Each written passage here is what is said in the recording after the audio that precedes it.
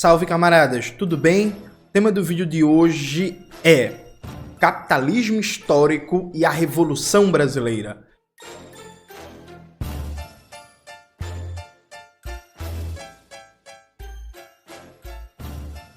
Antes de começar propriamente o tema do vídeo do canal, quero muito agradecer a você que ajuda a manter e melhorar nosso canal a partir do Apoia-se.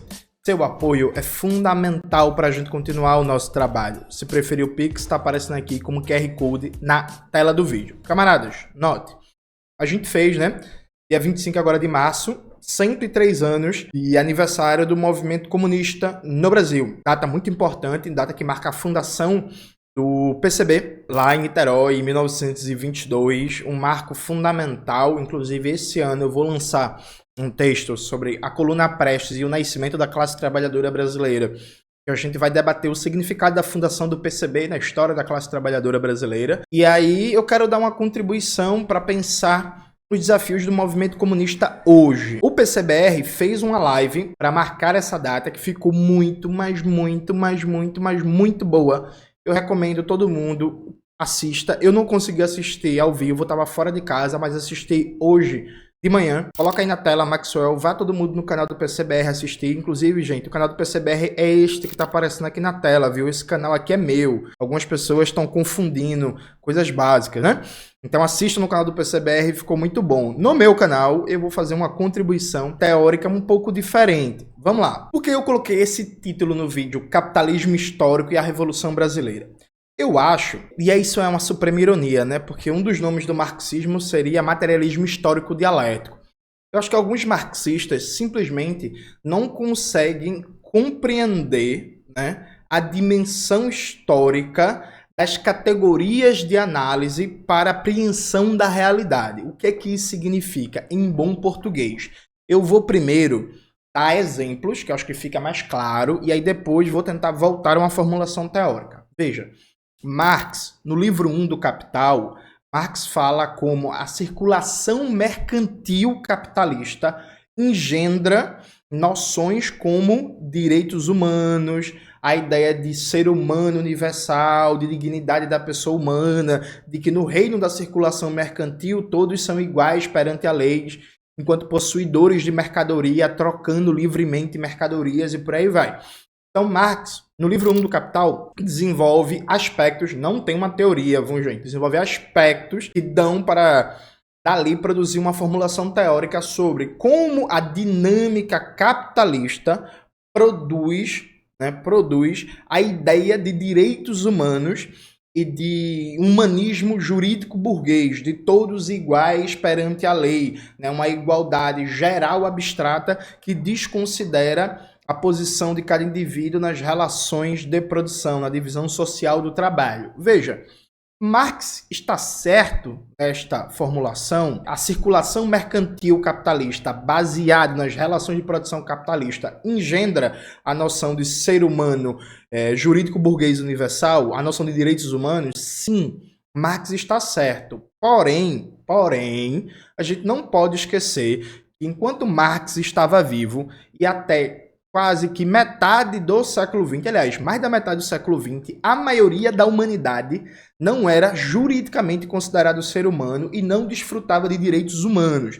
A maioria da humanidade estava em África, em Ásia, vivendo sob regimes coloniais em que, desde o ponto de vista de estatuto jurídico até a prática concreta do dia a dia, as pessoas eram consideradas sub-humanas, eram considerados racialmente inferior, inumanos. Então, assim, Marx estava certo sobre como a circulação mercantil capitalista engendra a tendência ao universalismo burguês e aos direitos humanos na perspectiva burguesa, e, ao mesmo tempo, o sistema capitalista global nunca caminhou para universalizar a condição de ser humano jurídico-político universal. Nunca. Isso foi imposto ao sistema capitalista global com a vitória da União Soviética sobre o nazifascismo e o movimento anticolonial que explodiu no pós-Segunda Guerra Mundial, com destaque para a descolonização afroasiática. Tema que eu debati, por exemplo, no meu livro Revolução Africana, Ontologia do Pensamento Marxista, junto com Gabriel Lande. Coloca aí na tela, Maxwell. Então, veja, ao mesmo tempo que Marx estava certo, a história era diferente. Já a gente explica isso. Outra coisa, Marx, no livro 1 do Capital, afirma que o capitalismo é um modo de produção baseado no trabalho assalariado, no trabalho assalariado capitalista. Isso é verdade? Sim. É isto. A dinâmica capitalista está lastreada no trabalho assalariado, diferente, por exemplo, do modo de produção feudal e do modo de produção escravagista. Isso não significa que não tem escravidão no capitalismo. Por quê? Meus amigos e minhas amigas, presta atenção. Quando acaba a escravidão colonial, lembra aquela conversa que Brasil, Cuba, Estados Unidos foram os últimos países do mundo a abolir a escravidão colonial? Perfeito. Hoje, a gente tem uma ideia, os números são polêmicos, assim, né? Que nos mais de 300 anos de escravismo, né? Escravismo contra majoritariamente a população negra, entre 10 e 14 milhões de africanos e africanas foram sequestrados de África e trazidos para as Américas, não só para as Américas, mas principalmente, beleza? Quando acaba a escravidão colonial, começa um processo de escravidão dos coolies chineses e indianos, que os números falam de algo em torno de 8 a 10 milhões de pessoas, final do século XIX até as primeiras décadas do século XX. Então, no universo de mais ou menos 50, 60 anos, a gente teve quase o mesmo número de pessoas escravizadas que nos 300 anos de capitalismo. Boa parte desses coolies chineses, indianos, eram levados para, por exemplo, trabalhar à força, trabalho análogo à escravidão em Cuba, no Peru e principalmente nos Estados Unidos. Veja, o país de maior desenvolvimento capitalista da virada do século XIX para o século XX, junto com a Alemanha, era um país que tinha um papel central na sua acumulação capitalista, o trabalho de pessoas escravizadas. A infraestrutura, transporte ferroviário, em particular dos Estados Unidos, não dá para contar a história da construção dessa infraestrutura sem falar do trabalho escravizado de indianos e de chineses, principalmente, mas não só. Quem debate isso muito bem é o Domênico Lossurdo no livro A Não Violência, a História Fora do Mito. Então, Marx estava certo no livro 1 do Capital. Sim, o capitalismo é baseado no trabalho capitalista assalariado e, ao mesmo tempo, isso não nega que o capitalismo nunca dispensou e nunca dispensará o papel da escravidão e formas de coação do trabalho extraeconômica, né? Prova disso é que no Brasil há uma aberta e declarada ação da classe dominante, principalmente, mas não só, do latifúndio e da mineração, para expandir o trabalho análogo à escravidão, enfraquecendo mecanismos de fiscalização e de punição. Então, sim, o capitalismo é baseado no trabalho assalariado. Isso não significa que o capitalismo vá dispensar outras formas de exploração que não sejam trabalho assalariado. Ao mesmo tempo, Marx também diz no livro 1 do Capital que você tem uma tendência a um aumento da composição orgânica do capital, ou seja, a tendência a trocar trabalho vivo por trabalho morto, de trocar a força de trabalho humana por máquinas, com uma tendência também ao aumento da produtividade do trabalho. Isso é verdade? Sim. E, ao mesmo tempo, em vários países e regiões da América Latina e África, você vai ver processos de trabalho, processos produtivos, que são praticamente os mesmos há mais de 100 anos. Então, quando você pega, por exemplo, a produção de cacau da Costa do Marfim, meu amigo, não tem substituição do trabalho vivo. O trabalho morto não, viu? Você tem uma permanência de um proletariado agrícola e de um campesinato miserável trabalhando com técnicas produtivas ultra atrasadas, quase do mesmo jeito que há 70, 80, 90 anos atrás, na época colonial, diga-se de passagem. E que, assim como no Brasil, em várias regiões do nosso país, você vai olhar e vai ter ali técnicas produtivas que são praticamente as mesmas formas de exploração que lembram e muito o que era o Brasil na República Velha. E isso não só para trabalhos não industriais, né? Por exemplo, alguém pode pensar, Johnny, isso é verdade para trabalho doméstico, por exemplo. Não só para trabalhos não industriais, para trabalho industriais também. Penso, por exemplo, na produção de cana-de-açúcar do Nordeste brasileiro. Você tem dinâmicas de produção, desde o plantio até o processamento da cana-de-açúcar, que não devem em nada para relações de trabalho, relações de produção, com a prevalência gigantesca da superexploração do trabalho humano, que remontam a 70, 80, 90 anos atrás. Marx estava certíssimo quando ele disse sobre a tendência ao aumento da composição orgânica do capital. Isso, inclusive, é registrado em números, né? Você pega os últimos 100 anos, você mostra a substituição de trabalhadores por máquinas. Isso não significa que em cada região do mundo, em cada país, você vai pegar a expressão empírica desta tendência. O que eu quero dizer com esses 3 exemplos? Gente, quando a gente analisa as categorias do capital, a gente precisa entender o modo de produção capitalista nas suas determinações mais fundamentais, ou seja, o que é o modo de produção capitalista. Por assim dizer, o termo é ruim, mas só para vocês entenderem, na sua forma mais pura, né? Na sua forma mais perfeita, mais acabada, mais bem delineada. O que é o capitalismo? As categorias fundamentais, perfeito? Só que o modo de produção capitalista, na sua forma, entre aspas, mais pura, não se expressa necessariamente em cada formação econômico-social, em cada país em particular, em cada região em particular, dado que o modo de produção sempre se expressa historicamente a partir de particularidades que dizem respeito à dinâmica de desenvolvimento capitalista, o papel do país na divisão internacional do trabalho, tradições culturais, religiosas, econômicas, impacto de eventos políticos, guerras, revoluções, golpes de Estado e por aí vai. Então, você não pode olhar o capitalismo só a partir das suas categorias mais puras, em alto grau de abstração. Você precisa entender o movimento histórico concreto de reprodução do capitalismo em cada país e em cada época histórica. Perfeito?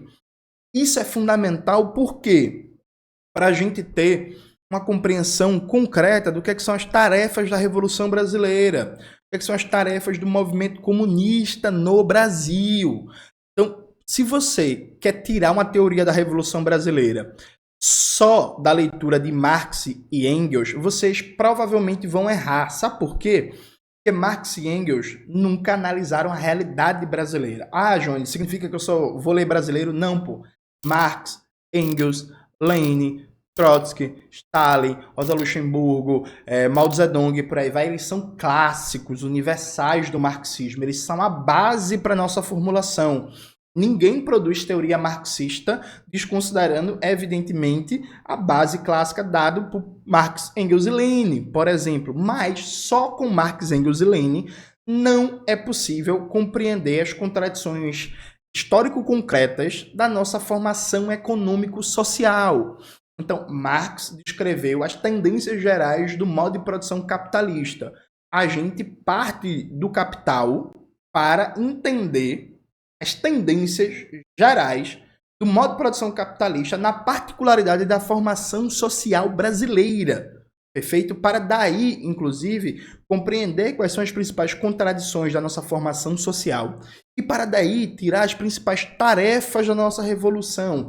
E aí eu vou dar um exemplo para vocês, né? Eu ando meio preocupado com algumas imbecilidades que estão crescendo aí na internet, no Twitter. Veja, nada impede, se a gente pensar abstratamente do ponto de vista teórico, veja, o capitalismo ele não é incompatível com acabar com o analfabetismo e universalizar a educação. Alguém vai dizer assim, vários países capitalistas conseguiram. É verdade, mas isso nunca aconteceu na formação social brasileira.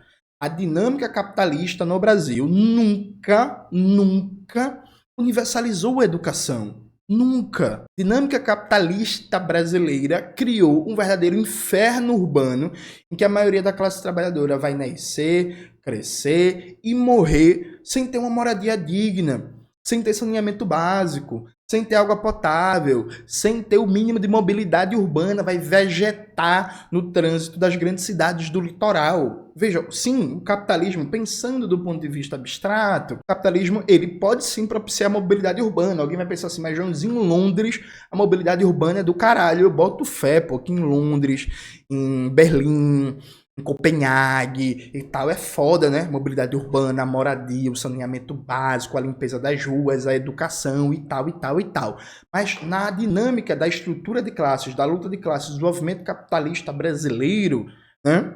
classe trabalhadora nunca teve e, ao meu ver, nunca terá, embora as conjunturas políticas possam melhorar um pouquinho ou piorar um pouquinho, mas ela nunca terá no capitalismo dependente brasileiro educação, mobilidade urbana, moradia digna, água potável, saneamento básico. Ela nunca terá acesso a comida, de verdade. O Brasil nunca erradicou a fome. Quando o Brasil saiu do mapa da fome, o Brasil tinha quase 10 milhões de pessoas passando fome, viu?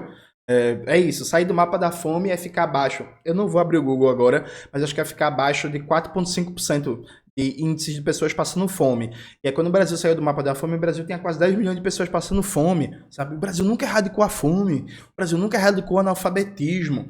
Eu tive recentemente no Sol Nascente, lá em Brasília, né? Uma gigantesca favela, comunidade e tal. Veja, no Sol Nascente não tem fábrica para estatizar.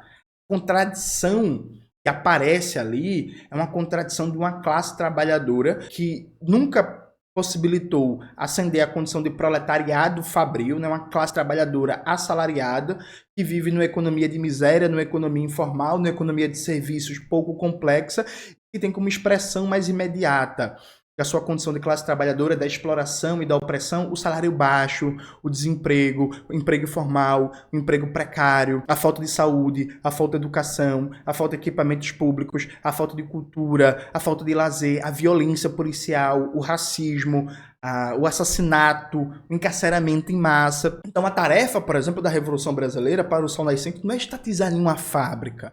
Não tem fábrica. Estatizar nenhuma fábrica. A tarefa é resolver as condições concretas das contradições que vive essa classe trabalhadora. Né? A classe trabalhadora que nunca teve, provavelmente no capitalismo, nunca vai ter acesso ao básico. Assim como no Brasil, gente, no Brasil, para vocês terem uma ideia, no Brasil, a gente tem milhões de brasileiros que vão nascer, crescer e morrer sem nunca ter ido numa sala de cinema, sem nunca ter ido num teatro, sem nunca ter consultado um médico de especialidade, né? Um cardio, um endócrino ou qualquer coisa que precisasse. A gente tem milhões de brasileiros que vão nascer, crescer e morrer e que nunca na sua vida inteira vão consumir o nível de proteína adequado para um desenvolvimento fisiológico saudável. Né?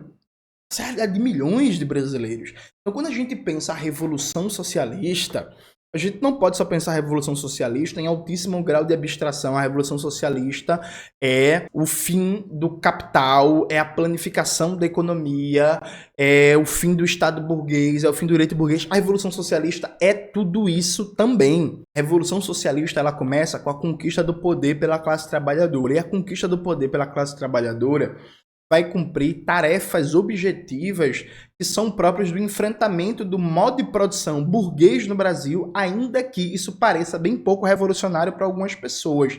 Né? Então, para muita gente, construir sala de cinema, teatro, escola, hospital, garantir saneamento básico, água, comida, moradia, emprego e tal, isso pode não parecer revolucionário. Na prática, objetiva, se não for a Revolução Socialista, a classe trabalhadora brasileira vai nascer, crescer e morrer sem nunca ter visto isso como nunca viu, né? Nunca viu.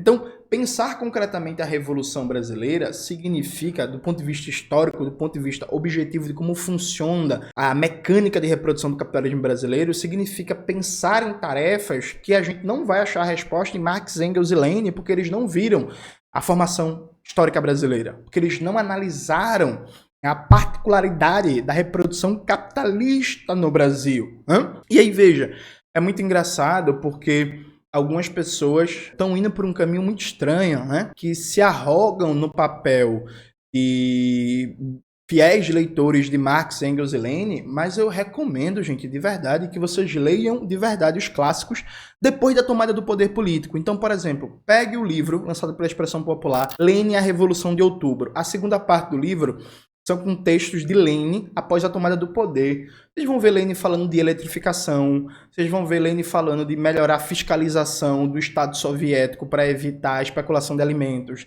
Vocês vão ver Lenin falando de aumentar a produtividade do trabalho. Vocês vão ver Lenin falando sobre melhorar o equipamento de Estado soviético para estimular e controlar a circulação monetária. Vocês vão ver Lenin defendendo o taylorismo, viu, gente? Nos seus aspectos científicos e progressistas. Sabe o taylorismo que a gente estuda na escola, tal, no cursinho pré-vestibular, que era um método de reduzir ao mínimo os movimentos na linha de produção e aumentar a produtividade, tal, pensando de maneira científica, sistemática, os movimentos do trabalhador. Lenin defendia um terrorismo, viu, como forma de aumentar a produtividade do trabalho. Para Lenin, não existia socialismo sem um aumento violento e rápido da produtividade do trabalho. A Lenin falando de aumentar a criação de ovelha, a produção de trigo, falando sobre a necessidade urgente, imediata de aumentar a produção de carvão, de petróleo, sobre dinâmica de trabalho nas fábricas, tarefas concretas da construção do socialismo, depois da tomada do poder, percebe? E aí, para Lenin não existia contradição nenhuma, e você fala assim, ó, tomamos o poder, temos um Estado operário, e uma das nossas preocupações, por exemplo, é aumentar a produção de trigo e aumentar a criação de vaca para ter mais leite, sabe? Recomendo muito que vocês peguem um livro da expressão popular do Mao Zedong e os métodos de direção e transição socialista e tal, alguma coisa assim. Sempre esqueço o nome do livro, mas tem lá também uma segunda parte sobre a tomada do poder político, que é a mesma coisa. É Mao Zedong falando sobre a produtividade das cooperativas, falando sobre o trabalho administrativo do Estado socialista da nova democracia. É Mao Zedong falando sobre aumentar a criação de vaca e de ovelha. Olha, sabe? Aumentar a criação de vaca e de ovelha. É Mao falando sobre a necessidade de aumentar a produtividade na construção civil para garantir a infraestrutura da China, sabe? São desafios muito concretos para transformar a vida das pessoas e superar as mazelas históricas do capitalismo, o modo de vida capitalista que estava ali instalado. Eu acho muito engraçado quando parece que pensar a Revolução Socialista, as suas tarefas mais concretas hoje e na tomada do poder, significa para alguns quase que a rebaixar o que é o socialismo. Para algumas pessoas, falar que só o socialismo vai garantir o fim da carrocracia no Brasil e vai construir uma malha ferroviária de norte a sul desse país, conectado com outros modais de transporte que não causam a poluição e a degradação que o carro individual causa, para algumas pessoas isso não é revolucionário. Agora eu acho engraçado, se isso não é revolucionário, por que isso nunca aconteceu no Brasil? Vocês acham que é fácil acabar com o poder das montadoras estrangeiras que dominam, junto com as construtoras e a especulação imobiliária, a política urbana do Brasil, de norte a sul desse país? De verdade, assim. É um passeio no parque, é? A gente quebrar o poder político das montadoras estrangeiras, da especulação imobiliária e das construtoras, e a gente redesenhar radicalmente o tecido urbano e a estrutura de transporte do país. É sério mesmo? É pequeno, né? Pequeno, né? Eu tenho dificuldade em entender isso. Inclusive, perdeu-se muito no debate a ideia de que para os socialistas clássicos, e aí você pode discordar ou concordar, eu mesmo nem tenho 100% de concordância. Para os socialistas, os comunistas clássicos, não existia a transição socialista sem aumento da produtividade do trabalho, e era central a partir da tomada do poder político para... Você pega, por exemplo, Trotsky, Lenin e Stalin. Eles discordavam em muitas coisas, mas eles tinham, por exemplo, dentre as concordâncias, uma delas era: socialismo é tomada do poder político, planificação da economia, estatização da propriedade dos grandes meios de produção e aumento violento da produtividade do trabalho. É isso. A transição socialista é aqui, ó. Começa aqui. O start é aqui. Trotsky, por exemplo, ele dava tanta importância, mas tanta importância para a questão da produtividade do trabalho, o desenvolvimento das forças produtivas, que para Trotsky, em 1936, quando Trotsky escreveu o livro A Revolução Traída, Trotsky diz que a gigantesca produtividade do trabalho na União Soviética era prova do êxito do socialismo. Algumas pessoas dizem que só foi socialismo na União Soviética nos primeiros 3 anos, né? Assim, essa não era a opinião do Trotsky, viu? Deixa eu ler aqui para vocês uma coisa, que eu acho que vai ser muito importante para esclarecer algumas dúvidas. Veja o que diz o nosso amigo Trotsky, né, na página 10, introduçãozinha do livro A Revolução Traída. Inclusive, coloca aí na tela, Maxwell, a foto do livro. Trotsky diz o seguinte: os imensos resultados obtidos pela indústria, o início cheio de promessas de um surto na agricultura, o extraordinário crescimento das velhas cidades industriais, a criação de novas, o rápido aumento do número de operários, a elevação do nível cultural e das necessidades que são os resultados incontestáveis da Revolução de Outubro, no qual os profetas do Velho Mundo pretendem ver o túmulo da civilização. Já não há necessidade de discutir com os senhores economistas burgueses. o socialismo demonstrou o seu direito à vida, não só nas páginas de O Capital, mas em uma área econômica a cobrir a sexta parte da superfície do globo, não na linguagem dialética, mas na do ferro, do cimento e da eletricidade. Mesmo que a União Soviética sucumbisse sob os golpes do exterior e pelos erros de seus dirigentes, o que firmemente esperamos, continuaria, como prova para o futuro, o fato indestrutível de que só a Revolução Proletária permitiu a um país atrasado obter em menos de 20 anos resultados sem precedentes na história. Para Trotsky, a partir do momento que a classe trabalhadora conquista o poder político e, por exemplo, enfrenta o atraso e a barbárie da Rússia, que está produzindo de maneira sem precedentes, né, ferro, cimento, carvão, criando novas cidades, novas indústrias, isso é êxito do socialismo.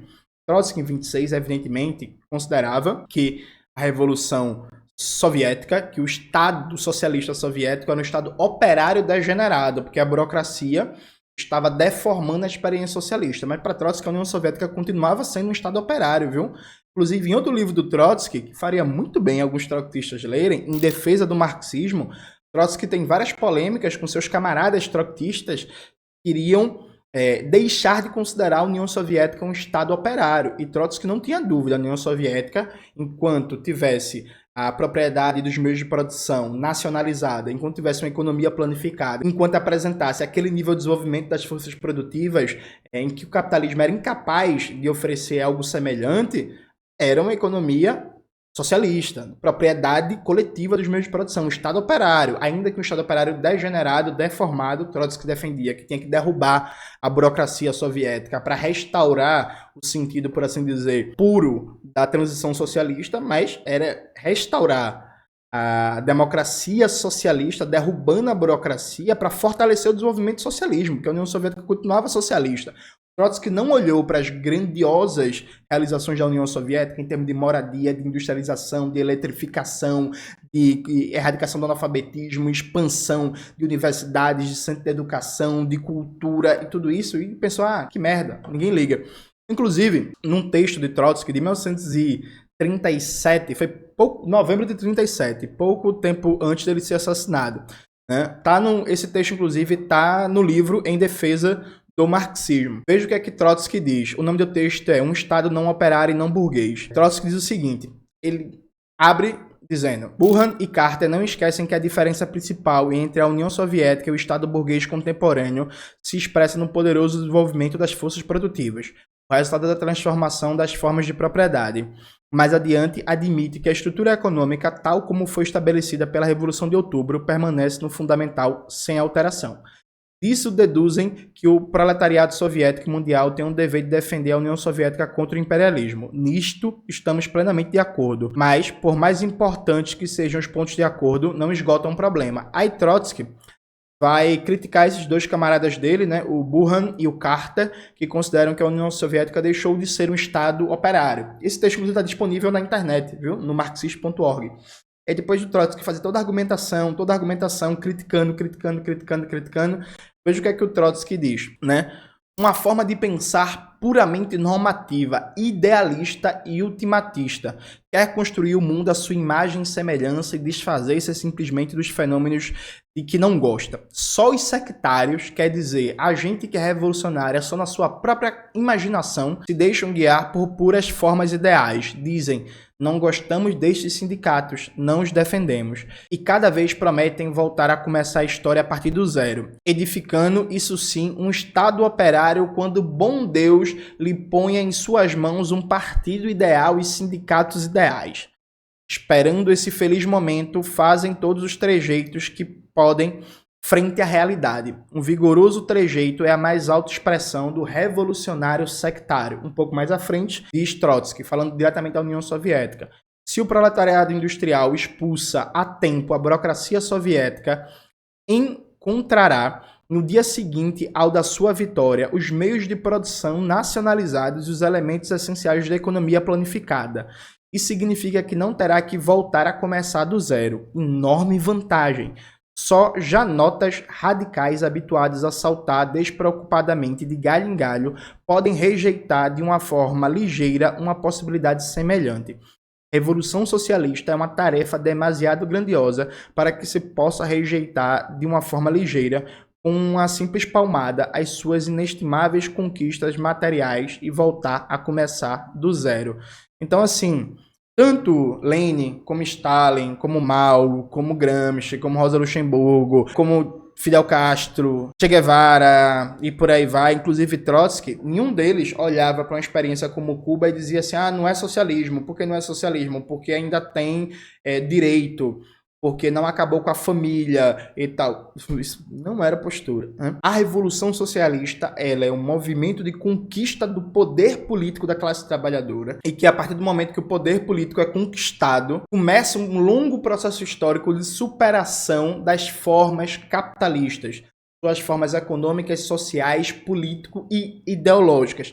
Nesse processo de superação, a gente vai enfrentar não só as formas mais puras, mais abstratas do capital, como a contradição entre campo e cidade, como o trabalho assalariado, como a divisão entre trabalho intelectual e trabalho manual. A gente vai enfrentar os desafios históricos de cada formação econômico-social. Então é fundamental para a Revolução Socialista no Brasil, é fundamental que cada trabalhador e cada trabalhadora tenha ciência que para acabar de vez com a fome, com o analfabetismo, com o desemprego, com a falta de moradia, com a violência policial, com a falta de equipamento de cultura, com o desmatamento, com a falta de áreas verdes, com a falta de água potável, que a gente precisa da Revolução Brasileira.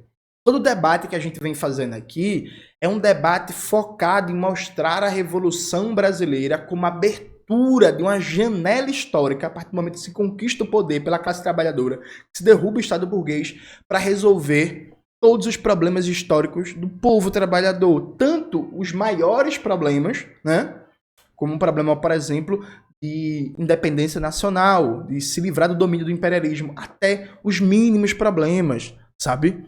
Então você que mora no Sol Nascente, você que mora em Paraisópolis, você que mora no Ibura, você que mora na Liberdade, em Salvador, sabe? Você que mora na Costeira, em Floripa. Enfim, você tem que pensar o socialismo como, meu irmão, o socialismo é a minha chance de finalmente ter casa, finalmente minha rua não alagar quando chover, de finalmente o morro deixar de deslizar, de finalmente eu deixar de pegar 2 horas de ônibus para ir para voltar do trabalho, de finalmente deixar de ter um trabalho merda, de finalmente deixar de ser humilhado pelo patrão, de finalmente deixar de ser parado e humilhado pela polícia, de apanhar. O socialismo não pode ser mostrado como uma coisa meramente abstrata, meramente teórica. A gente parte da obra de Marx e Engels, a gente parte do marxismo clássico e chega nos desafios históricos concretos da formação social brasileira. Então, quando eu dou palestras, quando eu faço atividades pelo Brasil inteiro, eu falo das determinações mais fundamentais do que é o modo de produção capitalista.